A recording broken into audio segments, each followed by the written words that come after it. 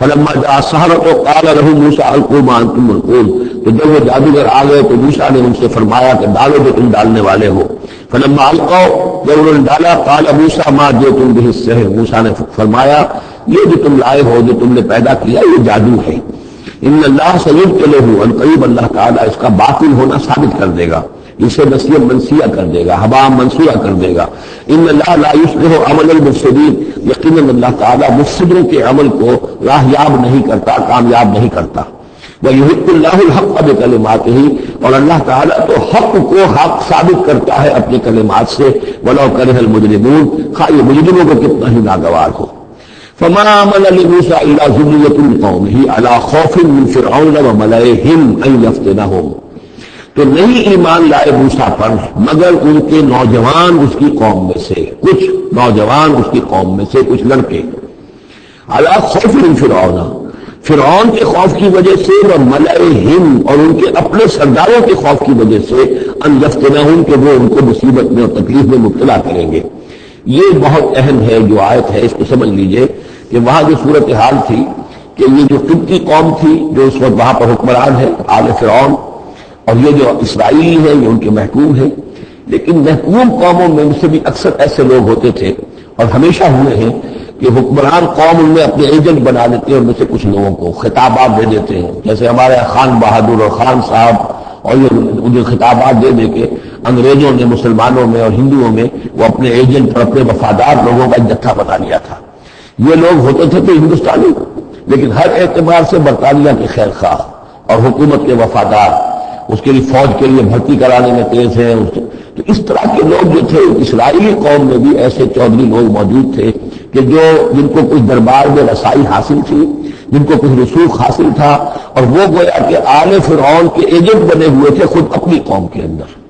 یہ ہے وہ معاملہ کہ وہ ڈرتے تھے وہ لوگ اگر ہم موسیٰ پر ایمان لے آئے تو یہ ہماری اپنی قوم کے جو چودھری لوگ ہیں، یہ خان صاحب اور جو یہ خان بہادر لوگ جو ہیں، یہ پھر ہمیں ستائیں گے، یہ ہماری رپورٹیں کریں گے اور ہماری جو ہے ان رپورٹوں کے اوپر گوشمالی ہوگی.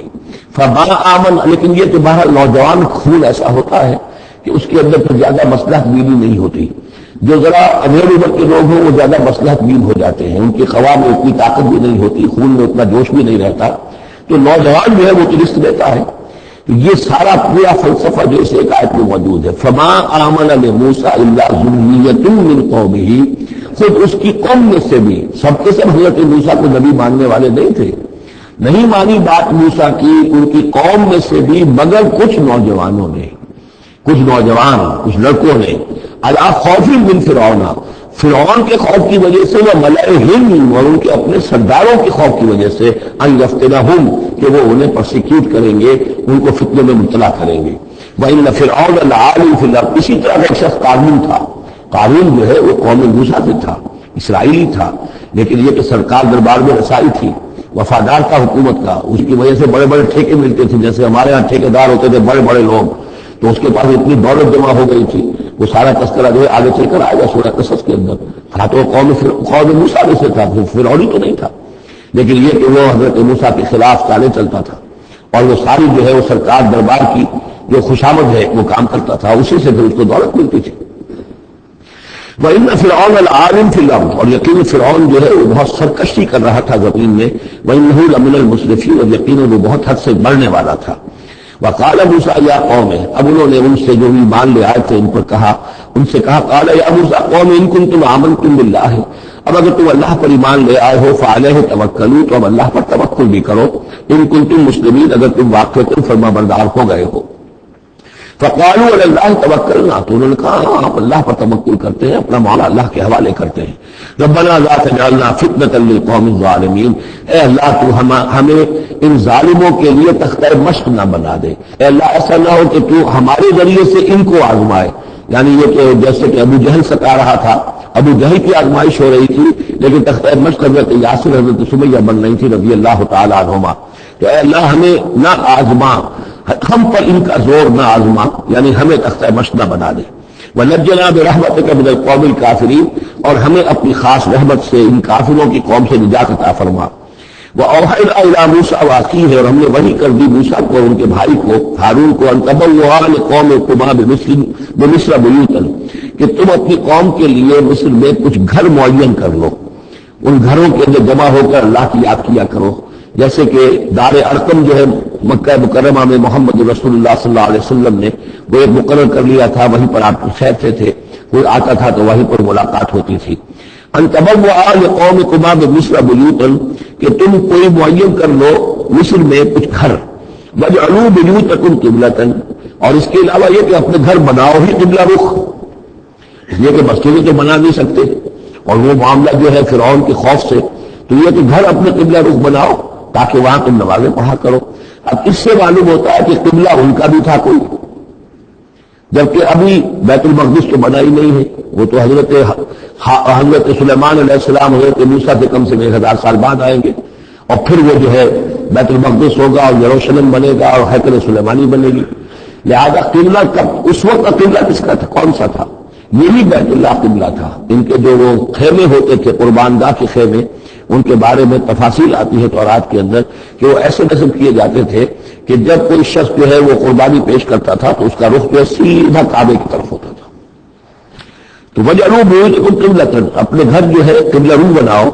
واقیموا الصلاۃ وبشر المؤمنین، نماز قائم رکھو اور اہل ایمان کو بشارت دو۔ وقال موسیٰ ربنا انک آتیت فرعون وملأہ زینۃ واموالا فی الحیاۃ الدنیا، اور موسیٰ نے عرض کیا پروردگار